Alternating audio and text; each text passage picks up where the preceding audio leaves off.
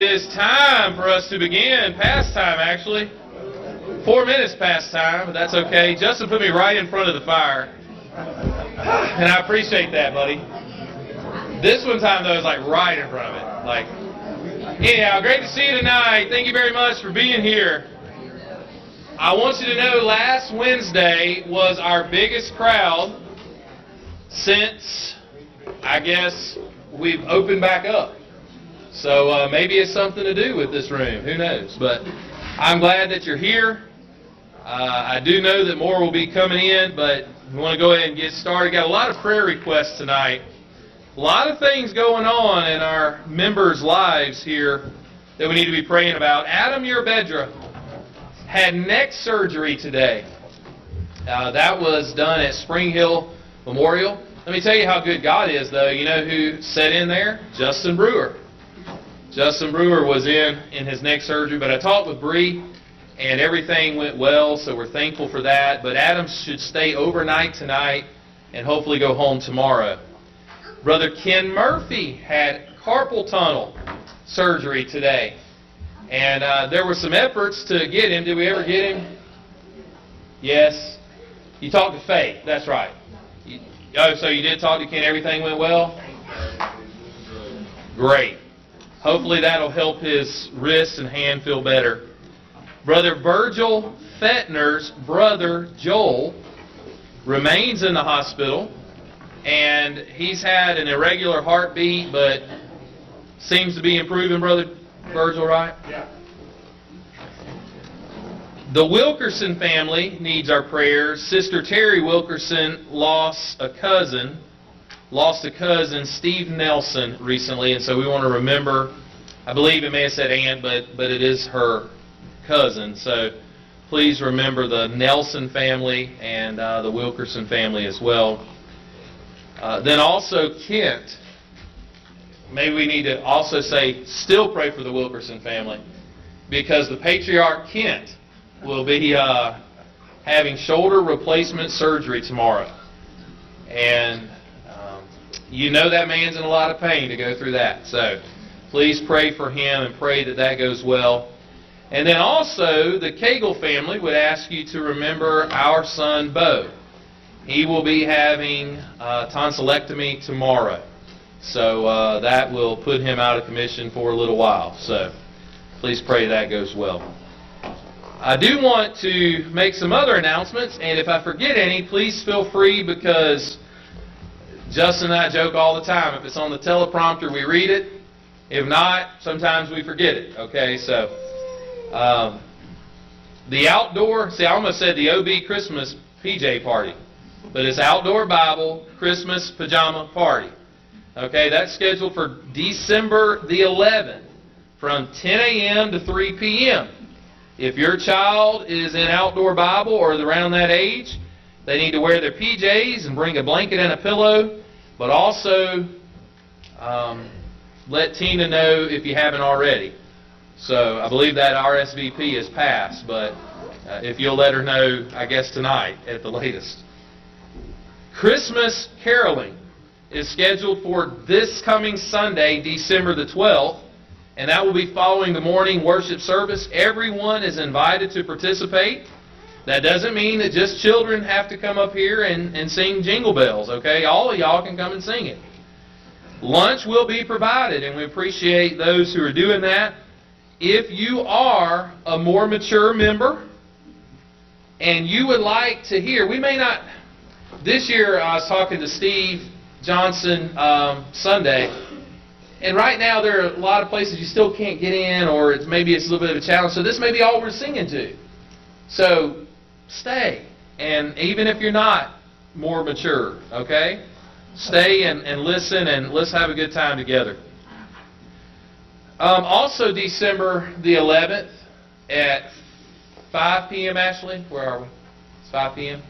There is the Roadrunners Christmas gathering at Jason and Ashley White's house, and so we've been making announcements about that in the Roadrunners class, but in case you, and on Facebook, if you haven't seen that, please see Ashley for more information, or Jason. Still Ashley. Yeah. Gumbo with the Grinch in Whoville. is scheduled for December the 19th. That will be a breakfast gumbo serve. That will begin at 5 p.m. and this place will turn into Whoville, and that's going to be kind of awesome to watch.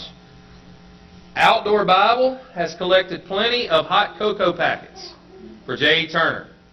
Thank you to all those who have donated. Justin, real quick, do you have an update? Do we still need the rest of the stuff, though? Okay, so we don't... All right, good. All right. I do want to read a letter from Miss Libby. She said, I would like to thank the ladies at Azalea City who prepared the food on Sunday. She knew that we men did not do that. It was so very good. Thank you so very much. And Christian love, Libby Phillips. That was a neat thing that was done. And so you ladies, I don't want to leave anybody out that helped plan all that, prepare all that. And there were a lot of hours that went into that. Thank you very much. And then there were a lot of folks that were able to come, but then a lot of people that delivered meals. And so thank y'all for doing that as well. I believe Brother Jason Smith will come and lead us in our singing. And then Brother Justin will do the invitation at the appropriate time. Bubba Galloway, if he will, lead us in our prayer. Jason.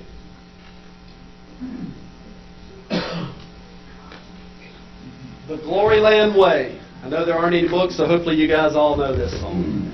I'm in the way, the bright and shining way. I'm in the Glory Land way. Telling the world that Jesus saved today. Yes, I'm in the Glory Land way. I'm in the Glory Land way. I'm in the Glory Land way. Heaven is nearer and the way groweth clearer, for I'm in the Glory Land way. Onward I go, rejoicing in His love. I'm in the Glory Land way. Soon I shall see Him in that home above. Oh, I'm in the Glory Land way. I'm in the Glory Land way. I'm in the Glory Land way. Heaven is nearer and the way groweth clearer, for I'm in the Glory Land way.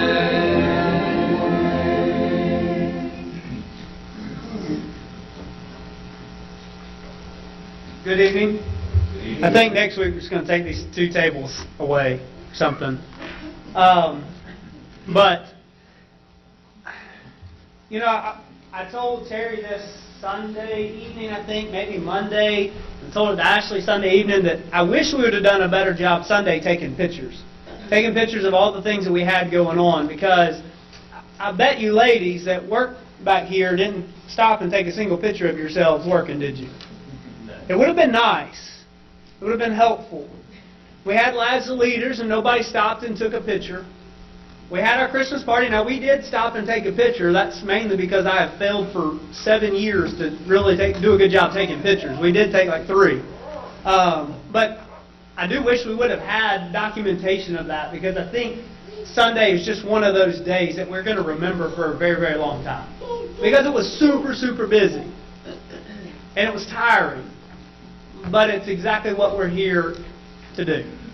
And I will tell you that I have been here for 7 years, and I appreciate the opportunity to worship with you and to work alongside of you. But there is no better church around Mobile. I think we know that, right? But it is a really, really great congregation full of a lot of sinners. But you know what? You're trying your best, and that's what we're striving to do, okay? To be more like Jesus every day. I do want to share a story with you. A young woman went to her mother and told her about her life and how things were so hard for her. Anybody had a tough life? Anybody going through a tough phase right now, a tough chapter. Anybody ever had tough chapters in their lives? She did not know how she was going to make it and wanted to give up. Ever felt like giving up? She was tired of fighting and struggling. Her mother took her into the kitchen, as any great mother would, and filled 3 pots with water. In the first, she placed carrots. In the second, she placed eggs. And in the third, she placed coffee beans. Ground coffee beans. I think that's important to the story. She let them sit and boil without saying a word. In about 20 minutes, she turned off the burners. She finished the carrots out and placed them in a bowl. She pulled the eggs out and placed them in a bowl. And she ladled the coffee out and placed it in a bowl. Turning to her daughter, she asked, "Tell me, what do you see?" "Carrots, eggs, and coffee," she replied. She brought her closer and asked her to feel the carrots. She did and noted that they were soft and mushy. Then she asked her to take an egg and break it. After pulling off the shell, she observed the hardened egg. Finally, she asked her to sip the coffee. The daughter smiled as she tasted its deep flavor and inhaled its rich aroma. The daughter then asked, "What's the point, Mother?" Her mother explained that each of these objects had faced the same adversity, the boiling water, but each responded differently. The carrot went in strong, hard, and unrelenting. However, after being subjected to the boiling water, it became weak. The egg went in fragile. Its thin outer shell had protected its liquid interior, but after sitting through the boiling water, its inside became hardened. The ground coffee beans were unique, however. After they were in the boiling water, they had changed the water. "Which are you?" she asked her daughter. "When adversity knocks on your door, how do you respond? Are you a carrot, an egg, or are you a coffee bean?" Think of this. Which are we? Which are you? Are you the carrot? Are you the egg? Or are you the coffee bean? Am I the carrot that seems strong, but with pain and adversity, do I wilt and lose my strength? Am I the egg that starts with a malleable heart, but changes with the heat? Did I have a fluid spirit, but after death, a breakup, financial hardship, or some other trial, have I become hardened and stiff? Does my shell look the same, but on the inside I am bitter and tough with a stiff spirit and a hardened heart? Or am I like the coffee bean? The bean actually changes the hot water, the very circumstance that brings the adversity, the pain, and the hardship, into something quite wonderful. When the water gets hot, it releases its fragrance and flavor. If you are like the bean, when things are at their worst, you get better and change the situation around you for the better. When you face trials, which we all do, how do you handle it? Are you like the carrot that goes in hard and unrelenting and strong, and those trials just crush you and make you all mushy and soft? Are you like the egg that is soft and tender, but when it goes through the trial, it becomes hardened? I think that's probably a lot of Christians right there. We start out on fire, we're ready to save the world, and things just don't go our way. People knock us down, and we forget to do what Jesus said about knocking the dust off of our feet and carrying on. We become hard and stiff, become bitter. We don't want to be around people. We don't love people like we should. Are you the coffee bean that faces the same adversity as the other two, but you become better, and you make that water, you make that circumstance or that situation better? See, if we're going to be an effective and growing church, we have to be more like the coffee bean. If we're going to be like Jesus wanted us to be, we have to go through the various trials that are set out before us and be more like the coffee beans and just make situations around us better. James chapter 1, verses 2 through 4 says, "Count it all joy, my brothers, when you meet trials of various kinds, for you know that the testing of your faith produces steadfastness, and let steadfastness have its full effect, that you may be perfect and complete, lacking in nothing." Later on in verse 12, he says, "Blessed is the man who remains steadfast under trial, for when he has stood the test, he will receive the crown of life which God has promised to those who love him." We're going to face trials. We're going to face tragedy. We're going to face hardship, whether it's financially, physically, spiritually. Persevere. Because that's exactly what Jesus did, and it's exactly what he wants us to do. So that we can receive the crown of life, but so that we can also make the circumstances, the world around us, just a little bit better. Tonight, if you maybe have been like the other two, the carrot and the egg, and you've allowed the circumstances around you to change you. Not for the better, but for the worse. Or if you haven't been able to experience what it's like to be a child of God, if you haven't accepted Jesus as your personal Lord and Savior, listen, it's different. It's nice, it's cozy, but it's different than maybe what we're used to. There's certainly always the opportunity to come forward, and I do encourage you to do that as we stand and sing together.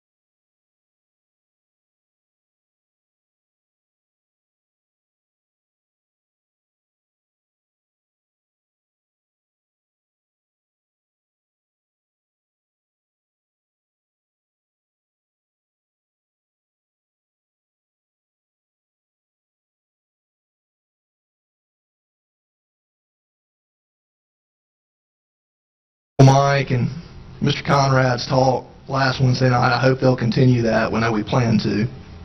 But to kind of go on and expound upon what Justin was saying before he got started with his devotional. You know, this time of the year is special.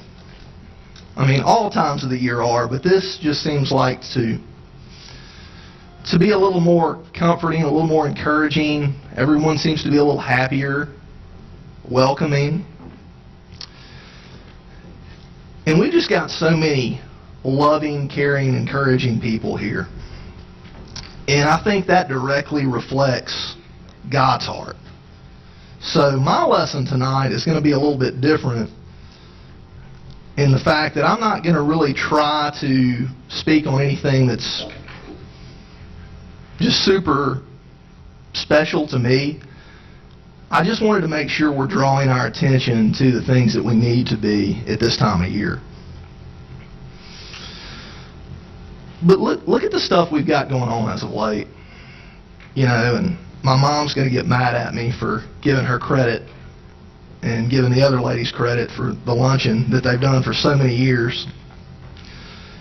What'd you say, Terry? 44 years? Not as old as Terry, but that's predating me by 7 years, if that tells y'all anything. So Sunday, my mom had Hadley and Melanie, and Hadley and Melanie got to meet my 3rd grade teacher, who many of you know is Donna Lucas. And I don't know if that means sweet Miss Donna has been blessed with a lot of years on this earth, or that I'm getting really, really old. What a wonderful lady. Wonderful man, and Brother Perry. You know, we've got the Christmas light thing that Miss Cindy's been, you know, encouraging us to do, and that our outdoor Bible kids have done. And you may think it's just a paper light, but the Ronald McDonald House is special. And I don't think you can know how special it is until you've had little ones in the NICU. Harper and Hadley stayed in, and Brandy, please forgive me if I butcher this date, but was it right at a month? Okay. When they were born, they weighed 3, 4, and 3, 11. I mean, they were like the size of my iPad. And look at them now. You know, Harper's killing bigger deer than I do. Hadley can do back handsprings across this room. But, I mean, God has blessed us all so richly. And at this church, what we do, and what I love so much about us, is that we turn those blessings right back over. And we make them ricochet to other places. This service we're doing for our community's elementary school, you know, we're putting food on their tables when there's a chance they wouldn't have any. And I've never been able to comprehend that level of need. But I appreciate that my kids are learning that it's more important to give than to get. And that they're understanding that when they go up, before we have our offering, that they're learning that it's not always about me. It's about Jesus and what He's done for all of us. So if y'all want to turn over with me, we'll start in our text. It's going to be a series of verses that's really, really familiar to us in Psalm 100. And, you know, some of these things we just can't read enough, in my opinion. And I'll let y'all turn or flip through your device or whatever for just a minute.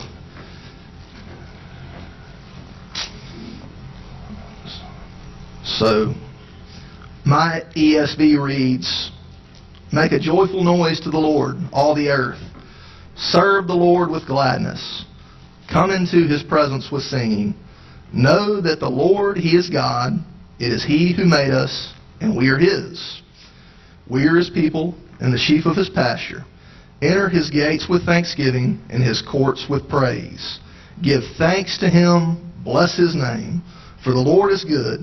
His steadfast love endures forever, and his faithfulness to all generations. Just reflecting on that for just a moment. I think one of the best ways that we demonstrate our thankfulness and we show our love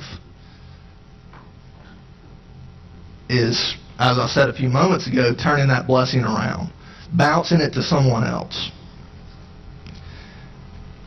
And I'm not here to have a big pep rally, how great we are, we do an awesome job at all this, we can always do better, you know.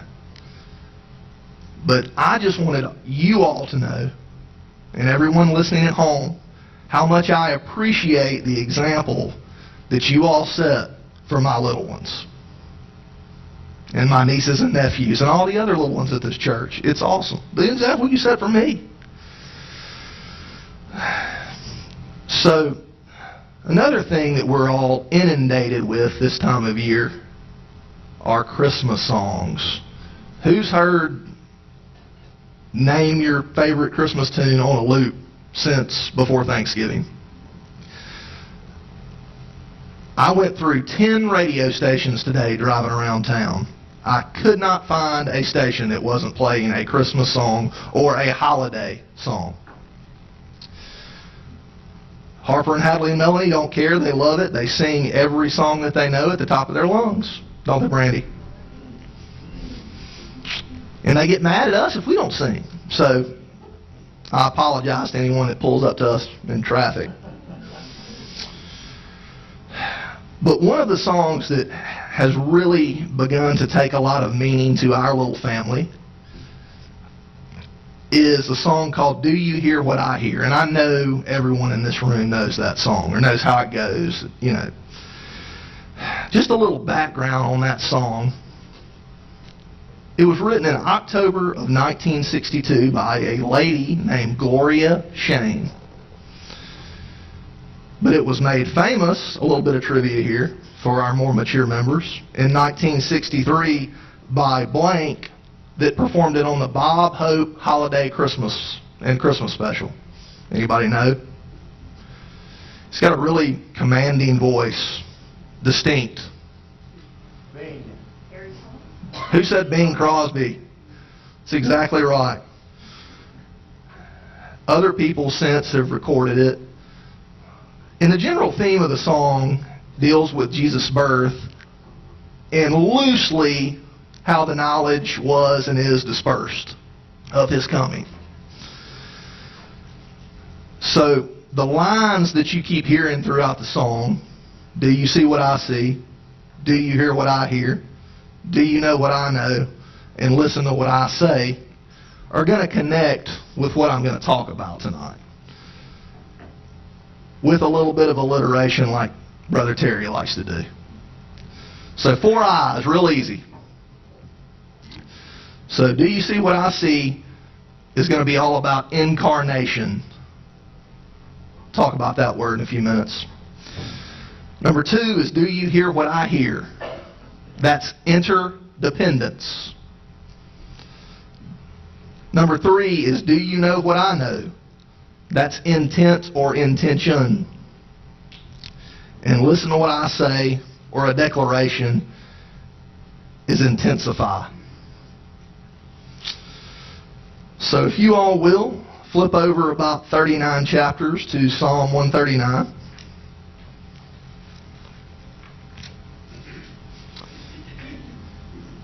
Bubba, will you read for me, brother? Absolutely. If you will read verses 7 through 10 of Psalm 139.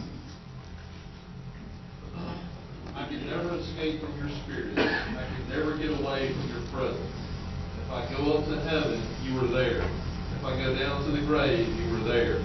If I ride the wings of the morning, if I dwell by the farthest ocean, even there your hand will guide me, and your strength will support me. Thank you, Bubba. So, that series of verse is telling us in commentary form that I found. A great mystery of Christianity, a mystery that holds real power for our lives, is that while so many look for God and fail to find Him, there is nowhere that we can go where He's not there.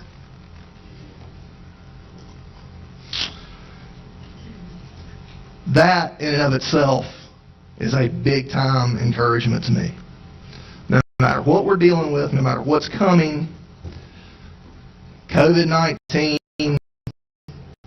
politicians we don't agree with, policies we don't agree with, laws we don't agree with, people that we're squabbling with, whatever. If God's in the middle of it, it's all going to work out. That series of verses just told us that He's there all the time. So, let's go back to our alliteration. We talked about, do you see what I see? And incarnation. The definition of that, anyone's intelligence, I was planning to do this anyway. A person or thing who embodies in the flesh a deity, spirit, or abstract quality. So, let's look at an illustration of the incarnation. In John, verse 1, we're going to look at verse 14. It's really brief, so I'll read it. And the Word became flesh and dwelt among us, and we have seen His glory, glory as of the only Son from the Father, full of grace and truth.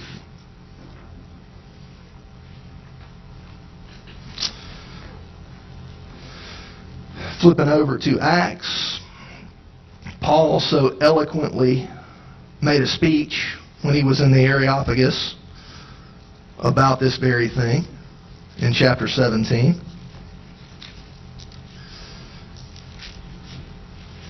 And this is a little lengthy, but I'm going to go ahead and read it for context purposes. So Paul, standing in the midst of the Areopagus, said, "Men of Athens, I perceive that you are in every way very religious. For as I passed along and observed the objects of your worship, I found also an altar with this inscription, to the unknown God. What therefore you worship as unknown, this I proclaim to you. The God who made the world and everything in it, being Lord of heaven and earth, does not live in temples made by man. Nor is He served by human hands as though He needed anything, since He Himself gives to all mankind life and breath and everything. And He made from one man every nation of mankind to live on all the face of the earth, having determined allotted periods and the boundaries of their dwelling place, that they should seek God, in the hope that they might feel their way toward Him and find Him. Yet He is actually not far from each one of us. For in Him we live and move and have our being, as even some of your own poets have said, for we are indeed His offspring." So, what I gather from that is, the more of me that I intentionally give to God, I consciously make that decision, the more of my time and energy and devotion that I invest, whether it's through service, worship, love, encouragement, go all the way down the line, fill in your thing, the more I begin to sense the power of God's incarnation. Does that make sense? The more involved we are, the more of that power we're going to feel. The closer we're going to feel. The clearer it's going to be for us to see. So going on to hearing, and do you hear what I hear? We talked about interdependence. So I'm going to be very tactful about how I talk about this, because I don't want to step on anyone's toes. But over the past couple of years, it's been made abundantly clear that we as Christians need to be together. When we weren't together, I missed it. I appreciate all the efforts that were made and still being made. Theo and Mr. Claude and others to stream this out to the folks that can't be with us. But we need to be here. We need to be edifying one another and encouraging one another and serving together.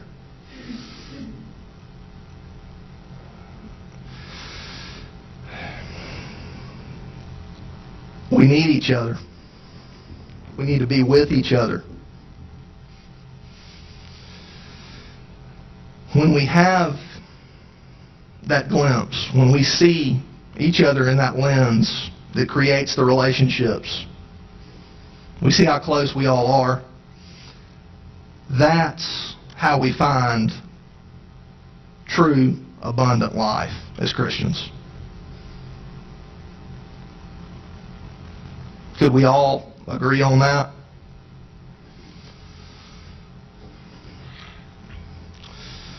So, in 1 Corinthians chapter 12, verses 25 and 26, in that chapter we talk about the body, having many members and each one having an integral part. If parts aren't there, we can't be as effective as we could be. If I'm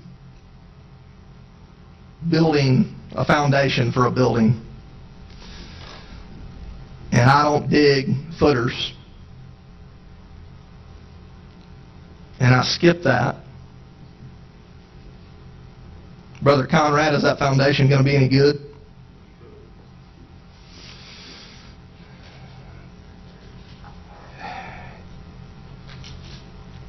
I am no good at building stuff with my hands. I didn't get that talent. It's not anybody's fault. I just never took time to really learn. I'm starting to get better about what I can do. Through necessity, I guess.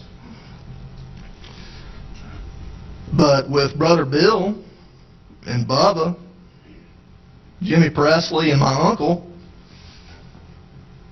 I built a fence for Miss Irene. I couldn't have done it without them. They probably could have done it without me.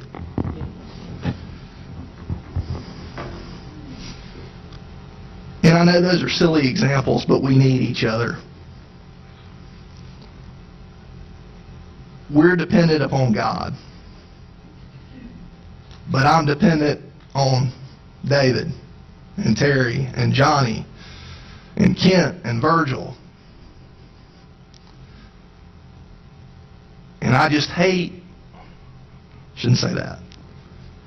I don't feel comfortable that there are people that are missing out on that.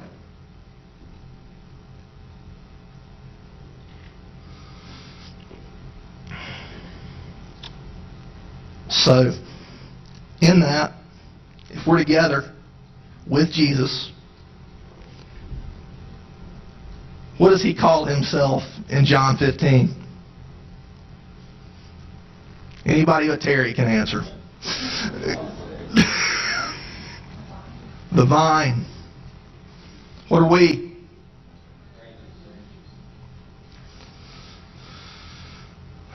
What are branches supposed to do, botanist?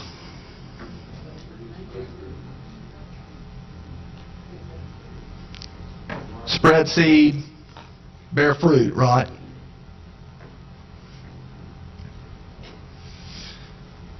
As I said before, we do a good job of that here. I'm not going to critique us on that. But I just want us to make sure that we're reaching out to those folks that we don't see all the time. Whether it's because they're not able to be here or that they're not choosing to be here. Think of one person. Try to reach out to them. I've tried to do it. Not as well as I should have. But I'm trying. But this time of year, no one's going to scoff. And if they do, shame on them.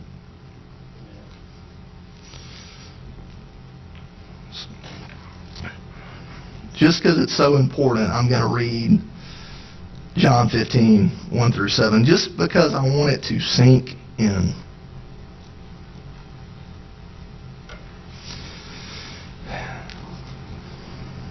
Jesus talking here. I'm the true vine, and my Father is the vine dresser. Every branch in me that does not bear fruit, he takes away. And every branch that does bear fruit, he prunes, that it may bear more fruit. Already you are clean because of the word that I have spoken to you. Abide in me, and I in you. As the branch cannot bear fruit by itself unless it abides in the vine, neither can you, unless you abide in me. I am the vine, you are the branches. Whoever abides in me and I in him, he is that bears much fruit. For apart from me, you can do nothing. If anyone does not abide in me, he is thrown away like a branch and withers, and the branches are gathered and thrown into the fire and burned. If you abide in me and my words abide in you, ask whatever you wish, and it will be done for you. So, I'm about to read something from a book, an excerpt, so to speak, called No Man is an Island, by a gentleman named Thomas Minton. But what I want y'all to do is don't think humanly, is that a word? I don't know. On how Jesus, I want you to think not as a human, but think about how Jesus looks at people when I read this excerpt. Excuse me. The beginning of love is the will to let those we love be perfectly themselves. The resolution not to twist them to fit our own image. If in loving them we do not love what they are, but only their potential likeness to ourselves, then we do not love them. We only love the reflection of us that we see in them. I'm going to read that one more time. The beginning of love is the will to let those we love to be perfectly themselves. The resolution not to twist them to fit our own image. If in loving them we do not love what they are, but only their potential likeness to ourselves, then we do not love them. We only love the reflection of us that we see in them. Does anybody have anything to add to that? I think it communicated it pretty well. So getting down to do you know what I know? An intention. This is a much shorter one.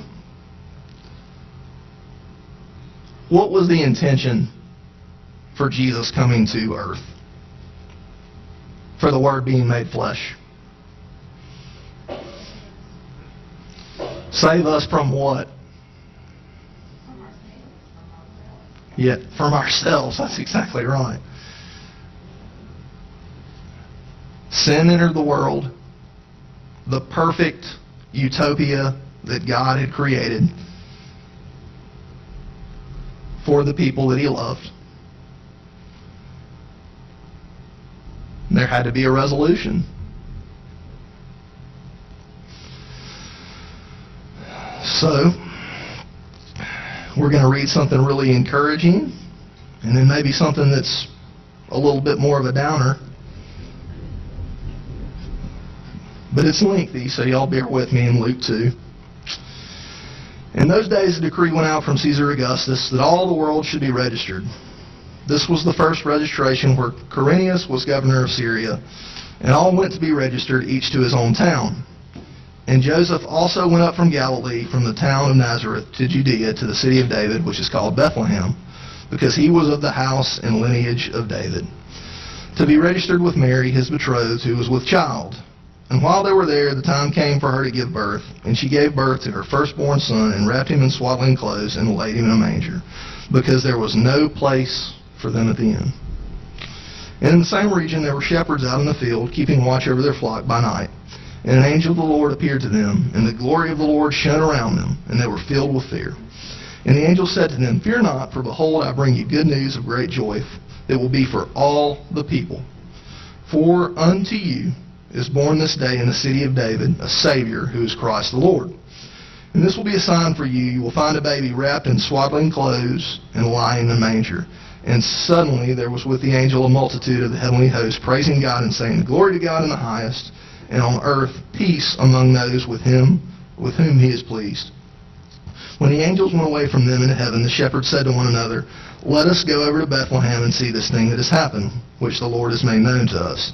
And they went with haste and found Mary and Joseph and the baby lying in a manger. And when they saw it, they made known the saying that they had been told concerning the child. And all who had heard it wondered at what the shepherds had told them. But Mary treasured up all these things, pondering them in her heart. And the shepherds returned, glorifying and praising God for all they had heard and seen, as it had been told them. Jason, do you mind doing a little reading for me? Yep. Will you read Isaiah chapter 53, verses 4 through 6?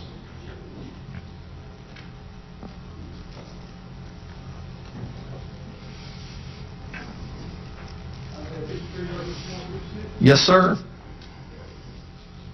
Yet it was our weakness he carried, it was our sorrows that weighed us down. When we saw his troubles were a punishment to God, a punishment for his own sin.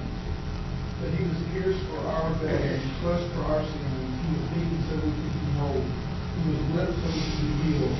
All of us, like sheep, have strayed away. We have left God's path to follow our own. Yet the Lord laid on him the sins of us all. Thank you, buddy.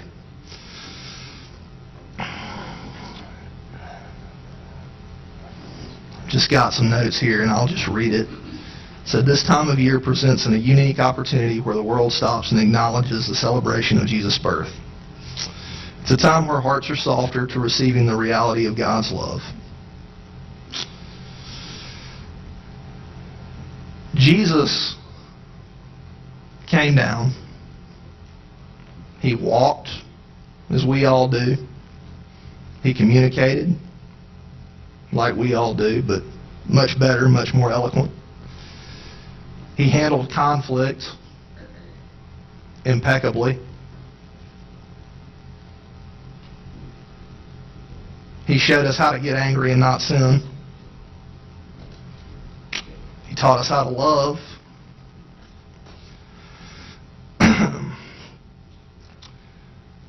I just don't know that I could be thinking about much else if I'm hanging, if I'm suffering, if I'm dying. But he made time to think about his mama.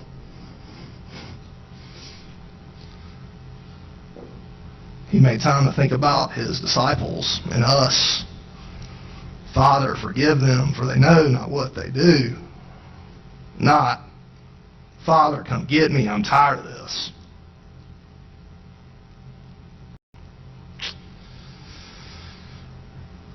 If that doesn't get our attention by his intention, we're missing the mark.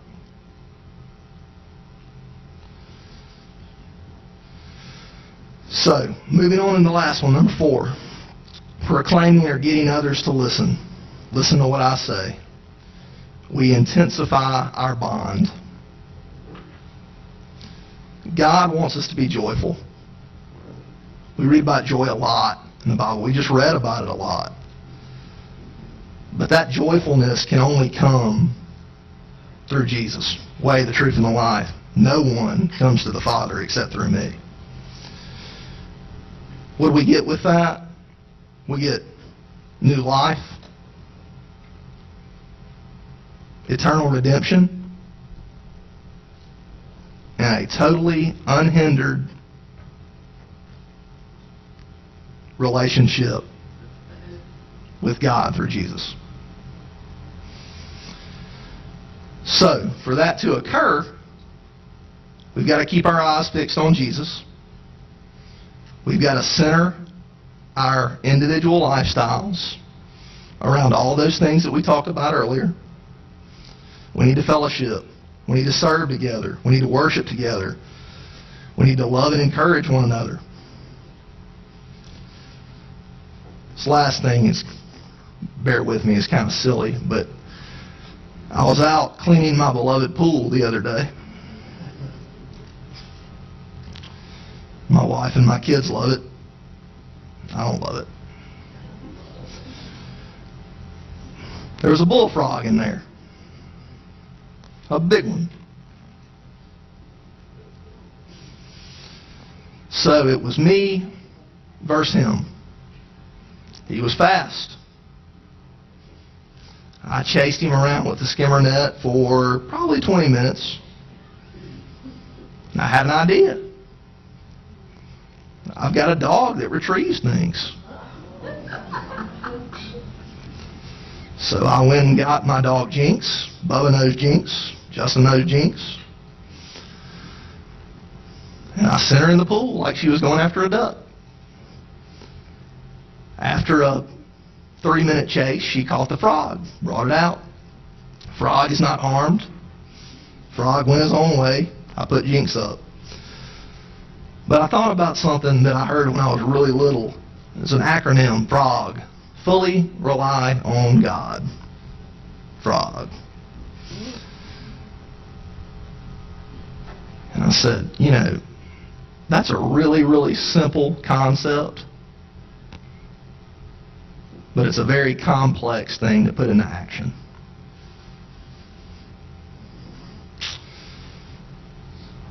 So, wrapping up, I wanted to end on a light note because I got a little bit heavy there toward the end. I love Christmas movies. I love one Christmas movie above all others. There are others in here that love that same Christmas movie that I do. Its star is a man by the name of Clark Griswold. Clark wanted to have a good old-fashioned family Christmas for his crew. His intentions were good. His implementation was not so good. He had wonderful intentions. But a few lessons that I want us to take from Clark, and I'm not going to endorse the movie, but it's good if you watch it on TBS, right, Terry?